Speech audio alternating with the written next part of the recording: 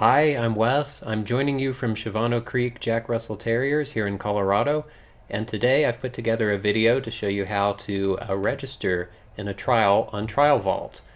So we're going to register for the Ruckus in the Rockies 2025 today. And the first thing you'll want to do is just type in TrialVault, is open up your browser and just type trialvault.dog in the address bar and press enter, and it will load TrialVault for you. And you'll be greeted with this nice home screen. We're not logged in or anything, but we can go directly to the events page. Just click this button over here, and you'll see the ongoing and active events on TrialVault. So we want to register for the Ruckus in the Rockies Terrier Trials for 2025, so I'm going to click on that. It brings us to the events homepage, and we can get all the important information about the event, look at the class list and the trial flyer, and also the results link will appear here too for after the trial. And we can get some trial specific information in here and look at the judges and the location. When we're ready to register for this event, we'll just go ahead and click this register now button, and you don't have to be logged in to click this. Just go ahead and click it, and it will ask you to create or log into a TrialVault account. So I'm going to assume you don't have an account yet, so we're going to create a new account, and you'll just enter your name and your email address and a password, and try to remember that or store it in a password manager. I know Google Chrome has a good one, and Mac OS certainly has the new passwords, which is nice. And we'll need your time zone too, and this is so we can show the registration close times in your time. That's the only reason why we collect it. So I'm going to select my time zone, which is Mountain in Colorado, and you can subscribe to the newsletter or not. And we also have this step down here just to make sure you're not a robot. It might ask you to identify some images. Just go ahead and complete that and press create my account. So it'll take a second there, and then it will bring us right to the registration form for Ruckus in the Rockies. So I'm going to go ahead, and it's already filled in my name properly because I just finished filling out the account form. But to register for this trial, we need a mailing address as well. So I'm just going to fill in an address here, and it's not my real address, just for the purposes of this video.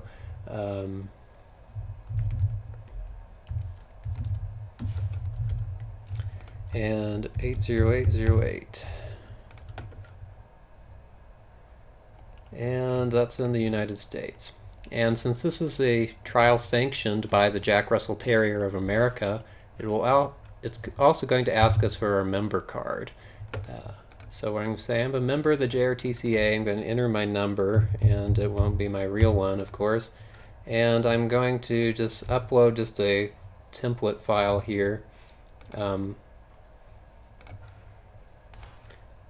It's not my real member card, but please select your real member card and press continue.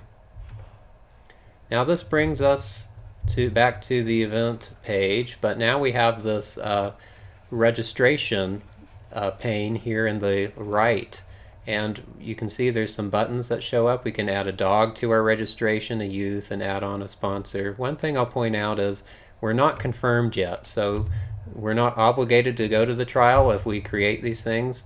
As soon as you press confirm registration, you're telling the trial owners, you say, I do plan on attending this event. You can still cancel your registration, but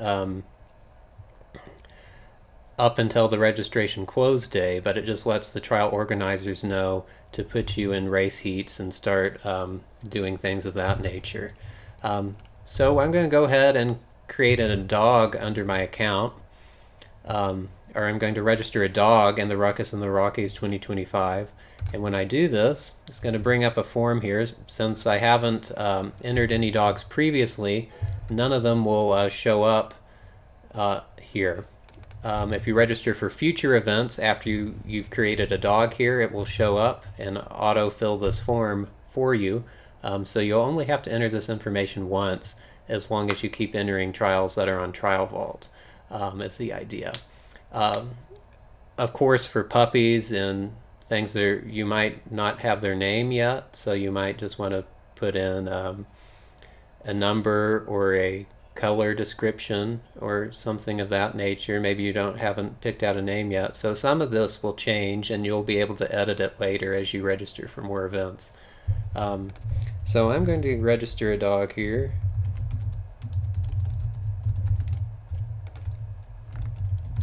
Just type in some information about this dog and the date of birth. The date of birth doesn't have to be exact, but you can try to get it within a month maybe, or within the year at least. For puppies it is kind of important because the filters will change based on your date of birth, so make sure you're selecting your correct date of birth. So we'll do 2024 and February 9th.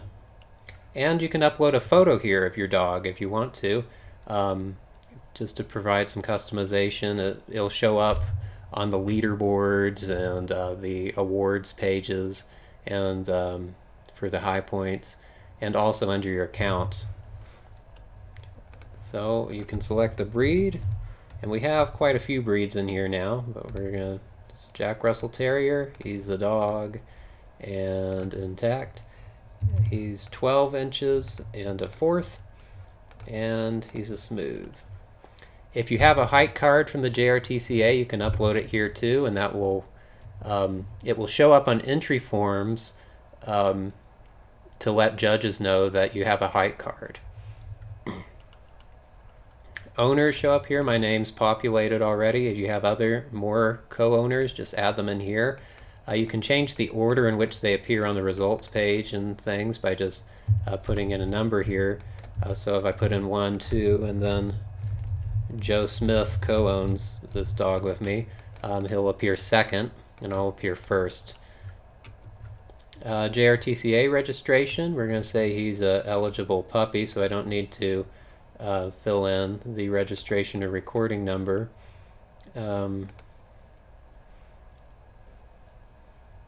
I might say he's a registered dog and just put in his registration number, whatever that might be.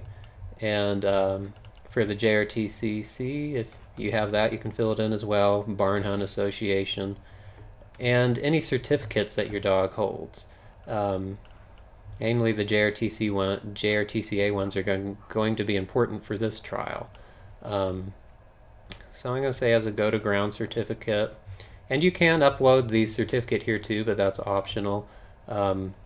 You'll have to show it at the trial if you don't upload it here. Just make sure you have it with you in person when you go to the trial.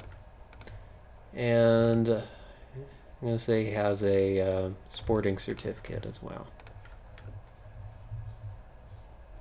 So it'll take a little minute here, and then it loads the class list for you. And this class list has been filtered down based on the information you entered for your dog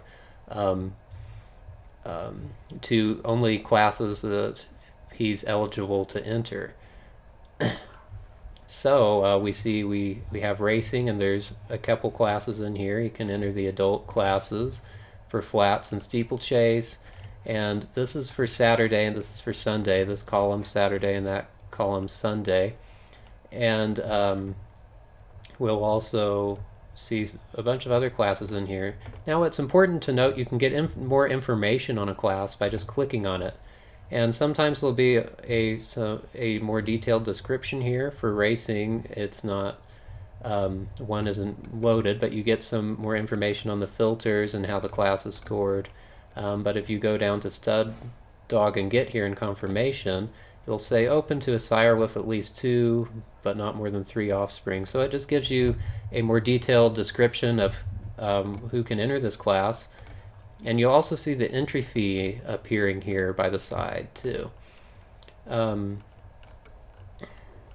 If for some reason you can't find the class that you want to enter, you can go up here and press show hide all, and this will actually show the entire class list with the ones grayed out that you're not eligible to enter. So if you're wondering why can't I enter the puppy class up here, well, Boone is no longer a puppy, so it will tell you why you can't do that. And you can actually request an exception if you think the filters are wrong. Just go ahead and press this request entry exception button, and just provide a little explanation here for the trial admin, and just hit the request exception, and that will send them a note asking if you can register for this class. If it's approved, you'll get an email that it's approved, and you can come back here and enter the class.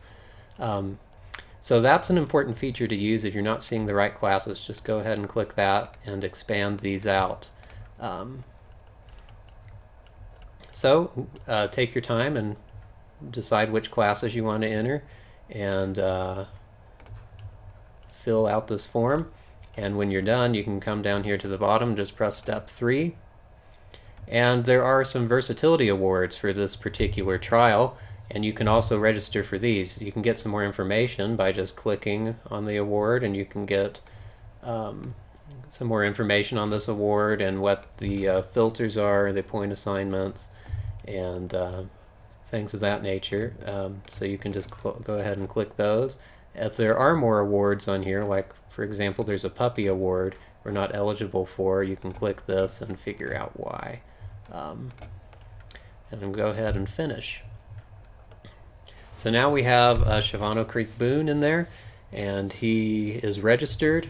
If you want to edit your registration for your dog, just press edit, and it will take you back to the class page where you can edit your entries. If you did figure out you made a mistake when you entered your dog info, just come up here to this menu bar up here, this navigation bar, and just hit dog info. And there is a warning, because if you change some of the dog's traits, like the breed or height, you may be removed from some classes automatically. So just be careful when you're doing this. But when you make the required changes, go down here and just press step 2 again. And then it will load the eligible classes for you. And you'll notice these are highlighted in green, meaning you've successfully registered. And you can click this back to registration. If you want to just look at the classes you're registered on this page, you can click the name of the dog, and it will expand a drop down where you can see, oh, on Saturday I'm registered for these classes, and these racing classes, confirmation, and Sunday. And you'll also see the Versatility Award registration at the bottom.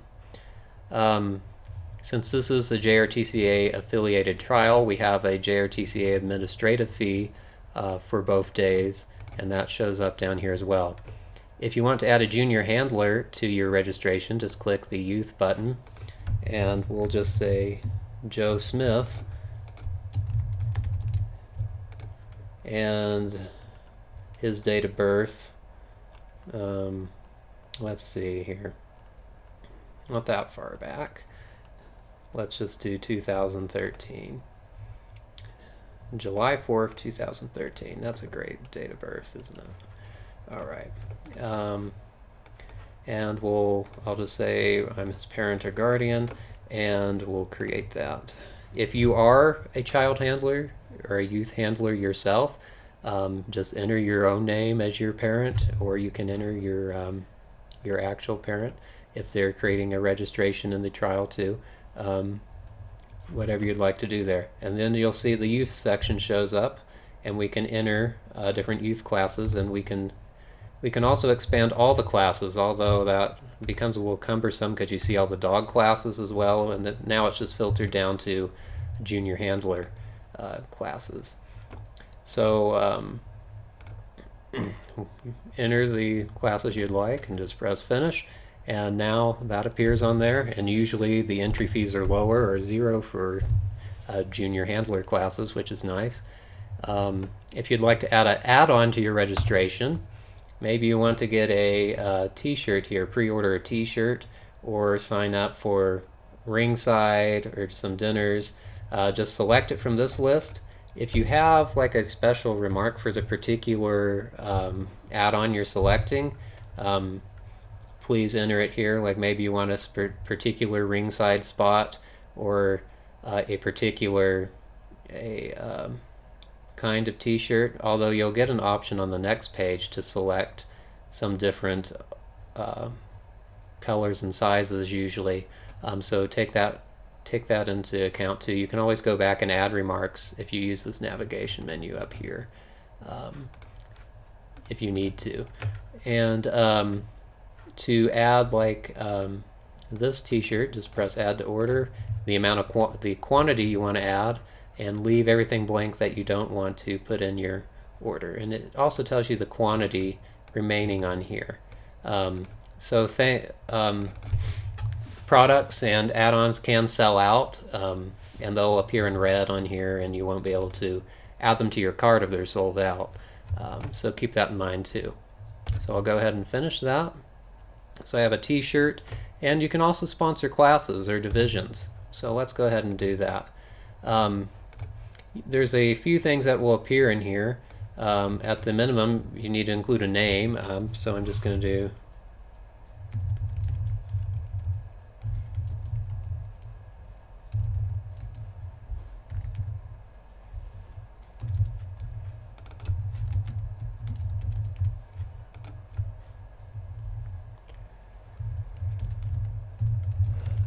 Shawano Creek Jack Russell Terriers, and you can also include a message.